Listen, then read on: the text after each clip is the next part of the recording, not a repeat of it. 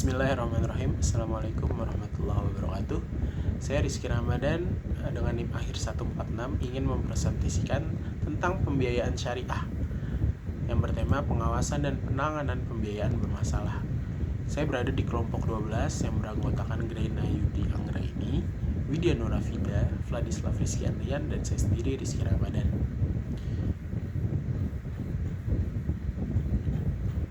Di sini kita akan membahas tentang yang pertama ada sengketa ekonomi syariah, penyebab sengketa ekonomi syariah, penyelamatan pembiayaan bermasalah, dan penyelesaian pembiayaan macet. Yang pertama adalah latar belakang.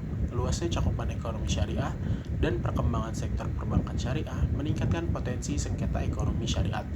Meskipun perkembangan bank syariat pesat, angka kredit macet juga meningkat, terutama pada produk mudorobah yang dapat menyebabkan sengketa dan wan prestasi. Penyebab kredit macet termasuk melambatnya pertumbuhan ekonomi. Sengketa sering timbul dari wan prestasi, ketidaktahuan hukum, atau perbedaan penafsiran perjanjian. Pengadilan agama berwenang menyelesaikan sengketa ini melalui pertimbangan hukum dan ijtihad untuk memastikan keadilan. Di sini ada analisa data dari OJK. Data OJK Juni tahun 2017 menunjukkan ada 13 bank umum syariah, 21 unit usaha syariah, dan 167 bank pembiayaan rakyat syariah. Meski aset dan produk meningkat, kredit macet juga naik dengan rasio non-performing financing yang tinggi, terutama pada akad mudorobah dan ijaroh, yang berpotensi menyebabkan sengketa. Pembahasan pertama ada sengketa ekonomi syariah. Sengketa adalah konflik antara dua pihak mengenai hak bernilai, baik uang maupun benda. Menurut Ahmad Hali, sengketa muncul ketika pihak-pihak dengan tujuan berbeda saling memberi tekanan dan gagal mencapai kesepakatan. Suyud Margono menambahkan bahwa konflik terjadi akibat kurangnya titik temu dan orang cenderung menghindari pernyataan yang bisa memicu konflik-konflik. Konflik yang tidak diselesaikan dapat berkembang menjadi persengketaan hukum, di mana hukum berfungsi untuk menyelesaikan konflik secara tertib. Sengketa ekonomi syariah muncul dalam konteks bisnis, baik sebelum maupun setelah perjanjian, terkait objek, harga, atau isi akad, dan dapat dipicu oleh berbagai faktor. Berbagai faktor diantaranya ada konflik data. Konflik data terjadi karena kekurangan informasi, kesalahan informasi, adanya perbedaan pandangan, adanya perbedaan interpretasi terhadap data, dan adanya perbedaan penafsiran terhadap prosedural. Data merupakan suatu hal yang sangat penting dalam suatu persetujuan. Oleh karena itu, keakuratan data diperlukan agar tercapainya kesepakatan yang baik. Yang kedua, ada konflik kepentingan.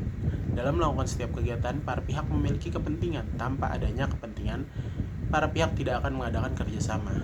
Timbulnya konflik kepentingan dapat terjadi disebabkan oleh beberapa hal, yaitu adanya perasaan atau tindakan yang bersaing, adanya kepentingan substansi dari para pihak, adanya kepentingan prosedural, dan adanya kepentingan psikologi.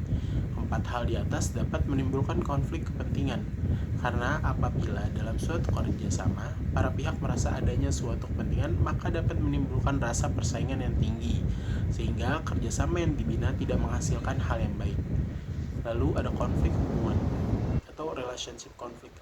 Konflik hubungan dapat terjadi disebabkan oleh adanya emosional yang kuat, adanya kesalahan persepsi, miskomunikasi, atau kesalahan komunikasi, dan tingkah laku negatif yang berulang-ulang. Para pihak yang melakukan kerjasama harus dapat mengontrol emosi yang berlangsung dengan mainan seperti klarifikasi perbedaan persepsi dan membangun persepsi yang positif.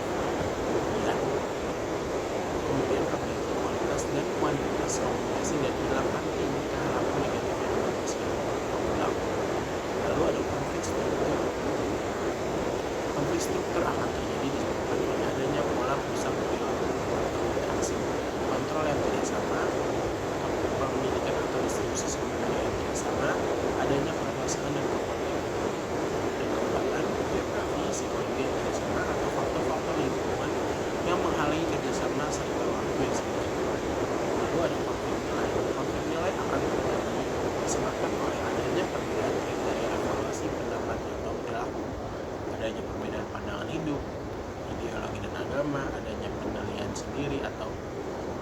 tanpa memerhatikan penilaian orang lain. Lalu pembahasan yang kedua ada penyebab sengketa ekonomi syariah.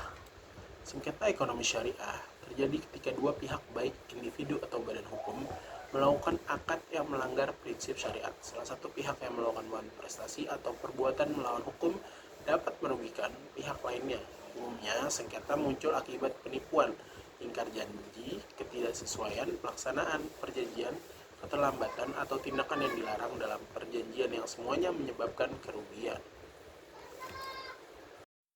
Lalu pembahasan yang ketiga ada penyelamatan pembiayaan bermasalah. Penyelamatan pembiayaan adalah istilah teknis yang biasa dipergunakan di kalangan perbankan terhadap upaya dan langkah-langkah yang dilakukan bank dalam usaha mengatasi permasalahan pembiayaan yang dihadapi oleh debitur yang masih memiliki prospek usaha yang baik, namun memiliki kesulitan pembayaran pokok atau kewajiban-kewajiban lainnya agar debitur dapat memenuhi kembali kewajibannya.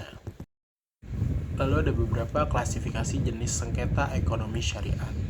Sengketa antara lembaga keuangan atau pembiayaan syariah dan nasabah. Lalu ada sengketa antara lembaga keuangan dan lembaga pembiayaan syariah. Lalu ada sengketa antara individu muslim berdasarkan akad syariah. Dan yang terakhir sengketa dalam bentuk permohonan pernyataan pailit atau PPP dan penundaan kewajiban pembayaran hutang atau PKPU serta perkara derivatif kepailitan. Lalu yang terakhir ada penyelesaian pembiayaan macet.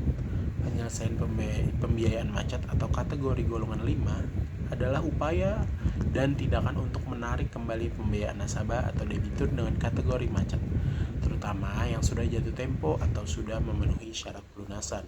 Secara garis besar, usaha penyelesaian pembiayaan macet dapat dibedakan berdasarkan kondisi hubungannya dengan nasabah debitur. Apakah ia bersifat kooperatif atau tidak?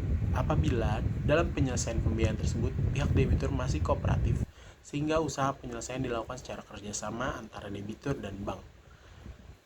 Dalam hal ini disebut sebagai penyelesaian secara damai atau penyelesaian secara persuasif. Namun apabila dalam penyelesaian pembiayaan tersebut pihak debitur tidak kooperatif lagi, sehingga usaha penyelesaian dilakukan secara pemaksaan dengan melandaskan pada hak-hak yang dimiliki oleh bank. Dalam hal ini penyelesaian tersebut disebut penyelesaian secara paksa. Sumber-sumber penyelesaian pembiayaan antara lain berupa: yang pertama, barang-barang yang dijaminkan kepada bank dalam fikih didasarkan kepada prinsip rohon. Lalu yang kedua, jaminan perorangan baik dari orang perorangan maupun dari badan hukum dalam fikih didasarkan kepada prinsip kafalah. Yang ketiga, ada seluruh harta kekayaan debitur dan pemberi jaminan ada di pasal 1131 KUH Perdata, termasuk yang dalam bentuk piutang kepada bank sendiri. Dalam fikih, hal ini antara lain didasarkan kepada hadis Rasulullah SAW sebagai berikut. Dari Ka'ab bin Mali, sesungguhnya Nabi SAW pernah menyita harta milik Mu'adz, lalu beliau menjualnya untuk membayar utangnya. Hadis riwayat Imam Daruqutni. Lalu yang terakhir ada pembayaran dari pihak ketiga yang bersedia melunasi hutang debitur. Dalam fikih didasarkan kepada prinsip hawalah atau kafalah.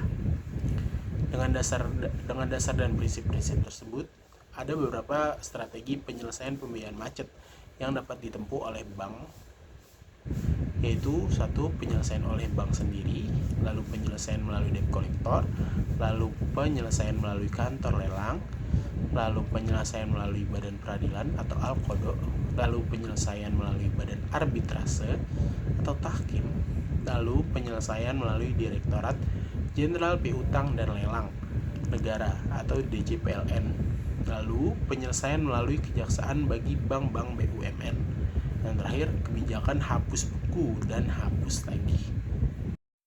Lalu kesimpulan, sistem perbankan syariah menghadapi berbagai tantangan, khususnya dalam menangani pembiayaan bermasalah yang dapat berdampak pada stabilitas dan kepercayaan masyarakat terhadap lembaga keuangan syariah. Dalam konteks ini, pengelolaan dan penyelesaian sengketa ekonomi syariah memerlukan pendekatan yang berlandaskan prinsip syariah seperti restrukturisasi pembiayaan dan penerapan mekanisme penyelesaian sengketa yang efektif. Strategi penyelamatan pembiayaan bermasalah dapat dilakukan melalui penjadwalan ulang, perubahan persyaratan, atau konversi akad sesuai dengan fatwa Dewan Syariah Nasional. Selain itu, penyelesaian pembiayaan macet perlu melibatkan langkah-langkah kooperatif maupun penegakan hukum yang tegas, tergantung pada tingkat kerja sama debitur. Dengan upaya ini, diharapkan sistem perbankan syariah dapat terus berkembang sambil menjaga keadilan dan keberlanjutan ekonomi berbasis syariah. Cukup sekian video presentasi dari saya. Kurang lebihnya mohon maaf. Wabillahi taufiq wal hidayah. Assalamualaikum warahmatullahi wabarakatuh.